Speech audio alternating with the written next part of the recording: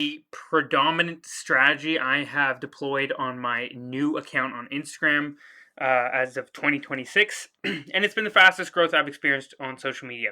I posted content on TikTok and a private Instagram, or not private, but personal Instagram, for like 2 years, trying to grow a personal brand, to start a business, and have all the things that come from a personal brand: networking opportunities, business opportunities, money, audience, motion, whatever, right? And I failed. I failed miserably, actually, in doing so. I had like bits of success here and there. Don't get me wrong. I went viral a couple times. I was acting as an affiliate for an old mentor of mine, and I was funneling people to his program, and it was working. Okay, but I wasn't growing a big audience or anything like that. I wasn't predictably going viral or growing, right? Until, and this is after paying over $4,000 in content coaching, studying content strategists and how to grow on social media, like dissecting podcasts worth of fucking content advice, that I noticed what a lot of small creators were doing to blow up really quickly.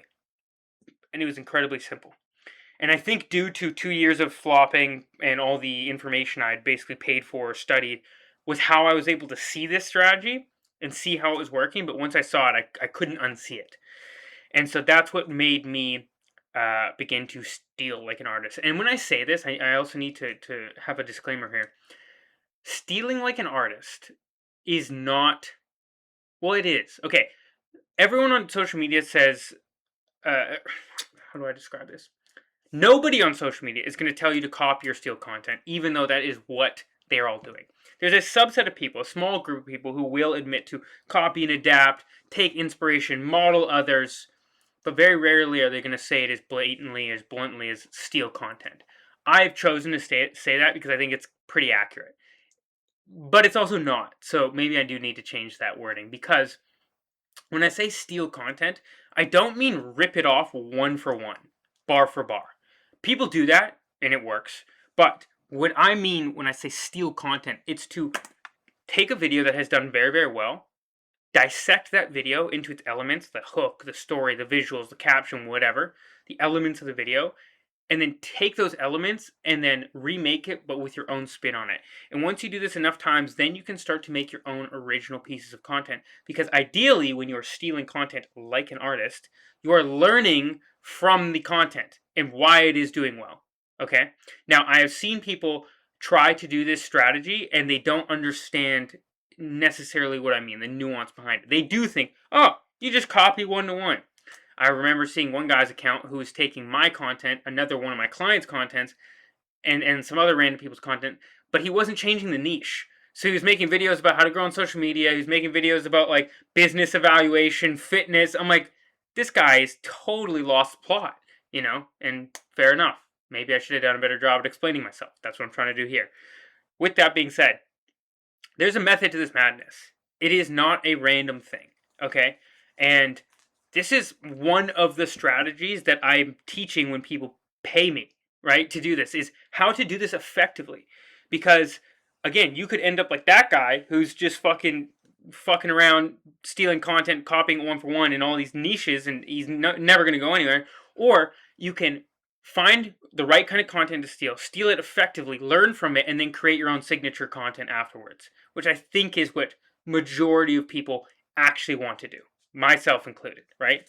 So, how do we do this? Well, you're not going to go and steal content from Mr. Beast. Why? Anything Mr. Beast posts works. So, any major account, big accounts, industry leaders, niche leaders, like people with millions of followers, don't steal their content. Just don't do it. It's not going to work for you in the way that you hope. Okay? Instead, you need to go find small accounts. I'm saying 5 to 30, maybe 50,000 followers.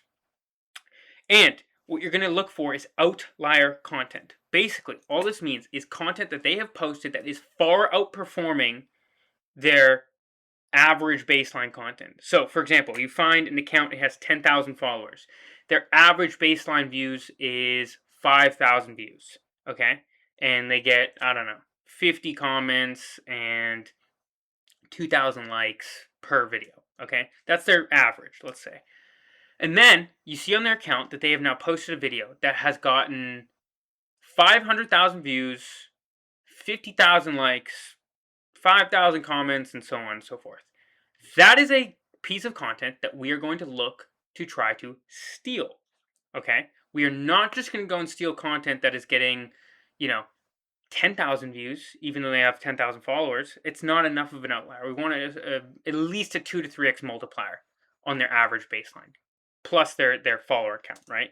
So what we would now do is we've found this piece of content, right? Let's say it's a traditional, just like a one shot, which is like a 7-second clip with B-roll and text overlaid. We want to look at the hook and see what's the hook structure here. Maybe it starts with, I wish more people knew X about Y. Oh, okay, that's the hook structure. Now we're not going to take word for word. I wish more people knew about underwater basket weaving and how it's bad for the environment, and we're going to go make that video ourselves when we make content about cooking recipes. Like, there's no correlation. It doesn't make sense, right? So we need to fucking use our brain a little bit here. Okay, so now we have the hook structure. Maybe the visual is like a facial reaction where they're like, oh my god, I can't believe, like, oh, I can't believe people don't know more about this. It's not like they're saying that in the videos, but there's a facial reaction there. Okay, so that's the visual. It's a facial reaction with this hook structure. And then in the caption, it's a listicle bullet points. 10 bullet points, 1, 2, 3, 4, 5, listing out information. Okay, interesting. Let's go to the comments. What are the comments saying? In this example, let's say the comments are actually talking about, oh, I wish I did know that. I wish I did know that. Okay, that's a good indicator that, like, this hook is working, right? People are actually receptive to the video, okay? Now what we're going to do is we're going to take the structure, the skeleton, right, of this video, and now we're going to put our own unique spin on it, meaning our own messaging, our own niche, our own brand, and we're going to use the same structure, okay? And then we're just going to put our message into that video. And then, hypothetically speaking, it should perform well or better than it has been performing. Now, does that mean it's also going to get 500,000 views like the outlier content that we've taken from? Maybe, maybe not. We don't really know. But ideally, it should perform better than you normally do. This was more or less the strategy that I employed to go viral. Almost all of my viral videos I've ever made have kind of followed this structure of, like, find something else that's already working and then recreate it. Now, I want to break down a little bit more on, like, why this is before you click off this video, because it's really important that you understand why, okay? Because a lot of the creatives will be like, this is so fucking wrong, dude. This is so fucking wrong. Like, just be creative. And the reason why that kind of sucks is because content creation, social media, while it is artistic and creative, it's also very much a science.